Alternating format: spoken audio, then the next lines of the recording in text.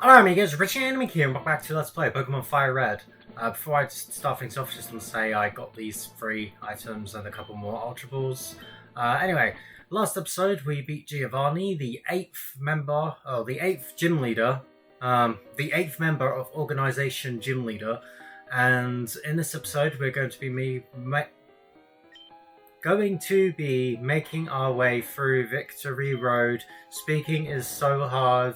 Does not recommend for the commentary. Yeah. Now, I'm not using a repel because some of the Pokemon are higher level than my Pokemon, so there's not really much point, just be a waste. So I have my lead Pokemon holding a cleanse tag, which basically makes it so the encounter rate is just a little bit lower than usual. Now, as you can notice, I'm pushing this boulder around. Well, yeah, this dungeon has little puzzles that you have to do. And those puzzles just require you to move boulders on top of buttons. And just go through. Now, if we go around here, there's a choice between 2 items that we can get. First off, though, full restore. Now, so there's a rare candy and a TM called Dragon Claw. I'm gonna just quickly cut so we can get both of them.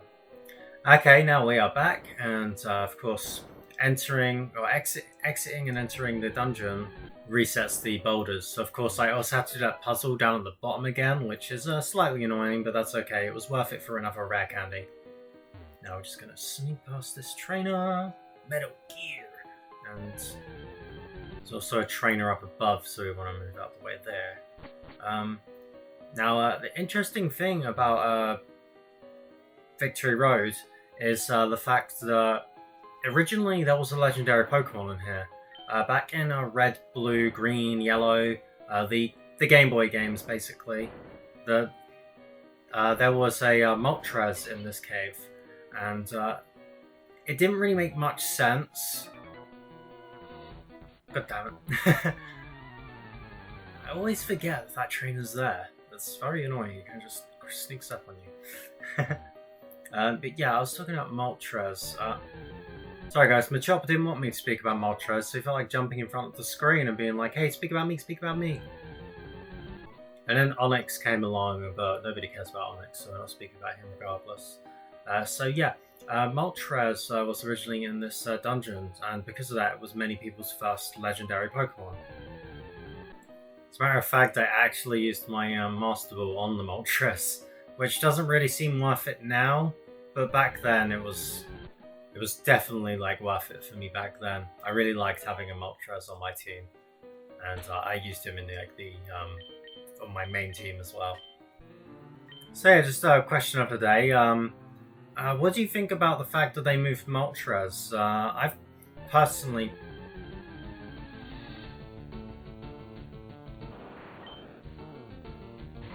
You know what? We haven't caught an Arbok yet, so we're just going to catch Arbok.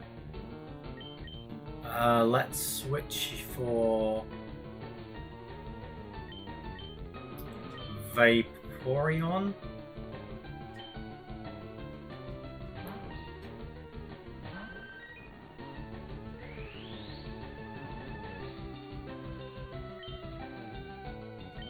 It's Aurora Beam.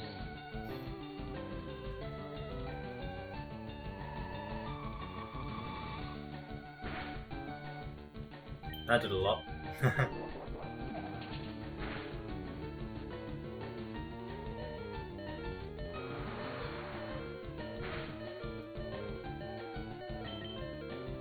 Okie doke. Wow. Hopefully this will catch.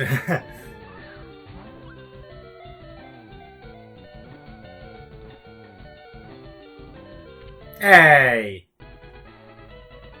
Nice. And now we don't need to evolve our Ekans because we have the evolution. Which is useful, I guess. Just saves a bit of time, really. Now you need to go up this ladder because there was a switch down there, but there wasn't a boulder for us to put it on. Hello, we haven't caught this guy either, actually. Don't think using Venusaur would be a good idea for this though.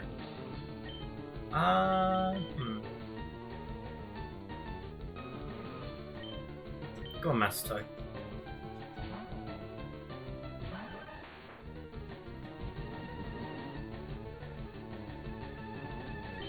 Alright, we're gonna try the magnitude. Of course it goes for an 8. But I don't think that would kill it. No, I didn't. Cool. So we're gonna use that again. So focus energy increases the critical hit rate, which is why it failed. Yeah, let's try that Ultra Ball. Come on, we've got your son with us. Don't you want to be with your son? At least I hope it was a son. I don't remember. Oh god, no. Well, that's me gone.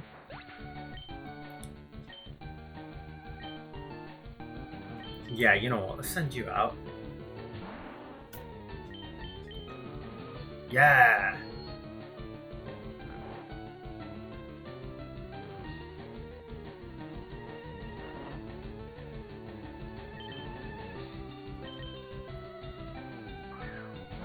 Now, despite the fact that there's not really any new Pokemon, like new Pokemon, like, there is of course stuff that we can still get for the Pokédex, which is very helpful, and of course I'm making use of that.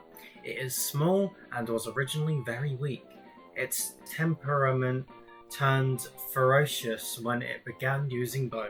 Yeah, so we won't be discussing any new Pokemon, and I don't want to be discussing any Pokemon, whether they be old, new, or new. But that Moltres, I'll talk about the Moltres as much as you like. Yeah, I quite like the fact that they moved him, but I also really like the fact that, you know, he did have his own. He was like just here. It was something nice when I was younger, but as I grew older, I preferred it not being here.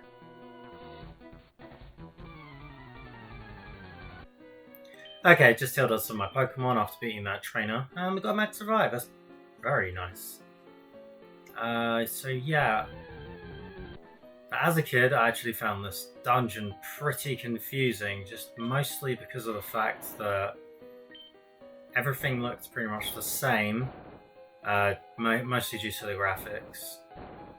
And you also had to press the A button every time you wanted to move a new boulder, which was very annoying very quickly.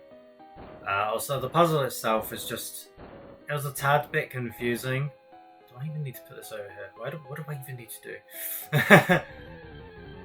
You'd think the amount of times I played this, I would have committed this to memory, but sadly that's not the case.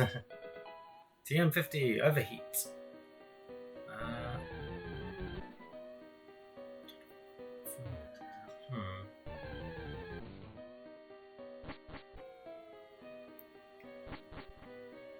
So anyway, going back over the Overheat TM that I got.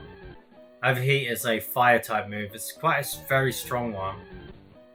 But it reduces your special attack when you use it. Okay, so what we need to do is we need to push this boulder over to the left and get that switch. Now, if you think this looks slow, and it is, it was actually slower in the original game as well, which baffles my mind. It's already tedious enough in this game. To think that it was worse originally. How did we put up with this? There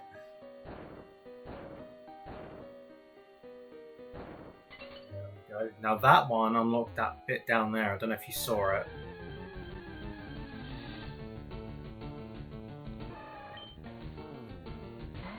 I guess we haven't caught Machoke yet, so sure, why not? Let's try and catch him.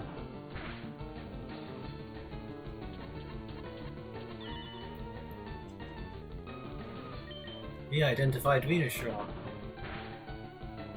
Yeah, but definitely a plant.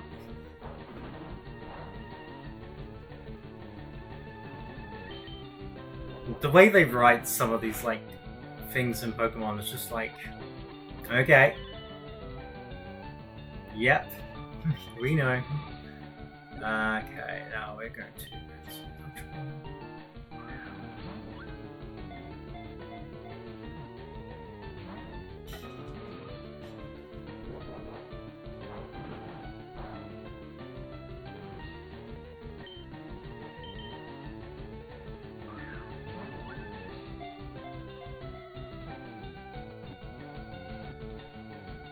Hey! Nice! And Machoke's also a trade evolution as well, so to get its last form, you literally just trade over to Leaf Green and then trade it back. So that's nice. That's night, yeah. Machoke, the Dark Nice rises. The Dark Nice rises. How would one rice anyway? Like, what is a rice? Like, we know rice is a food, but if it was an action, what would it be? Oh, got a couple of trainers down here. It'd be a shame if I avoided them. Please tell me that's gonna work. Okay, good. Okay, so that's like a quick way to get out of here. But first, the Zubat just wanted to take over the commentary. Oh wait, I've already done this. Okay, cool. There we go. And then we can fall too. And then it was on the left, I think. So we just move this over that away. And we can put it on that switch that we were oh so looking forward to putting it on. By oh so looking forward to, I mean, all these puzzles are boring. Okay.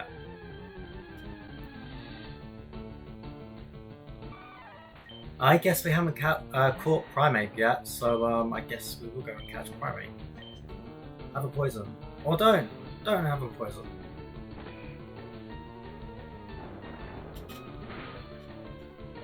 It's a good thing that, despite the fact that there's ground used in that move, that it's not considered a ground type.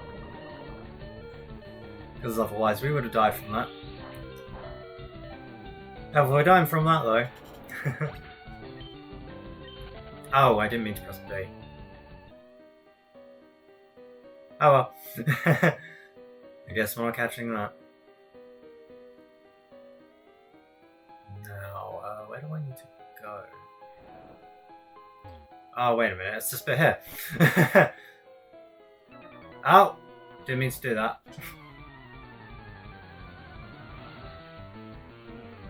Oh, it's a double battle. You know what? Let's show this off.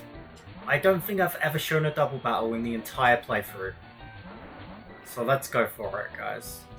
Okay, Hypnosis is going on you. So as you hypnotized, we select which Pokemon we want to attack. Of course. Let's go for that. We can also attack our partner.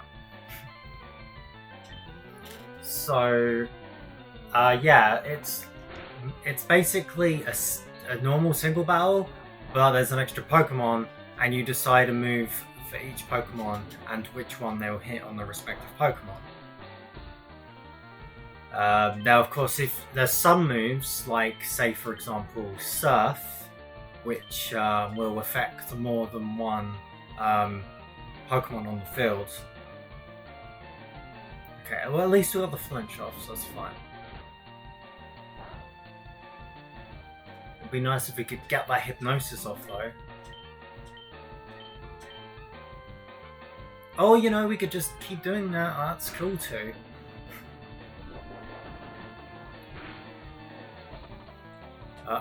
Yeah, there are like some cool strategies you could have in this, like, so for example, Earthquake will affect everyone, including your partner, but then if you had a Pokemon that had the ability to levitate or a flying type Pokemon as your partner, then they'll be able to avoid the Earthquakes that you use. So there's quite a lot of strategy that you can build into this. Of course, what I just said was very basic, but you can look a lot further into it, and it's pretty cool, some of the stuff you can come up with. Especially with the fact that abilities are now in the Pokemon series as of Generation 3, so yeah. juicy HP is all mine.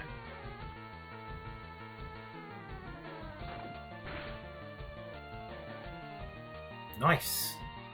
So they basically did nothing that round. Okay, Okay, so I'm gonna finish off the Nidoking first off, and then we're gonna like have both of them get on the Nidoqueen. Genuinely, I like to have it so I focus on one Pokemon and then the other one. I feel like that's the easiest way. I didn't do that so much here, but that's more so because I felt like Jenga had a really easy time beating them anyway. And I'm also just wanted to get off the flinches on the Nidoqueen, just to stop her from doing stuff. These are both ghost type moves, so literally just hypnosis. And let's go for the aerial ice this time. Cool, so we should have this in the bag pretty much, even if we don't kill her this time.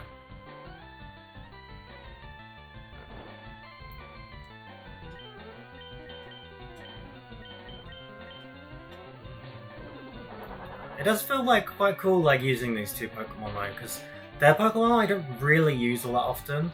Like during a playthrough of Generation 4, I think it was on Platinum specifically, I did use a Zubat. But of course, it has its final evolution during the story of that game, so I didn't have the Golbat for all that long. However, with... Is this a forced battle? I think it is. Yeah. Oh no, it's not. However, with Haunter and Gengar, it's not something I really use a lot often, to be honest. But it is a Pokemon I like regardless. Anyway, as you can see, we've made it out of Victory Road. And... got this confusing little like I never got why this is laid out like this. Like you'd think it'd be something a bit more epic, have like a little like corridor that you walk through or run through, but no, it's just like this awkwardly bit here and then these bits lead to dead ends. It's like, yeah, that's great. Nice design, guys. Anyway, we're now at the Indigo Plateau.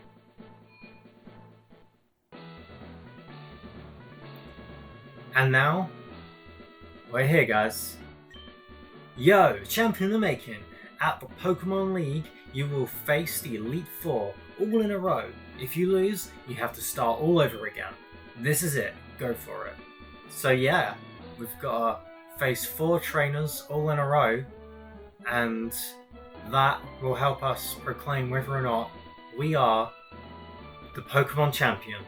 So I will see you guys in the next episode of Pokémon Fire Red, where we will be taking on the Elite Four.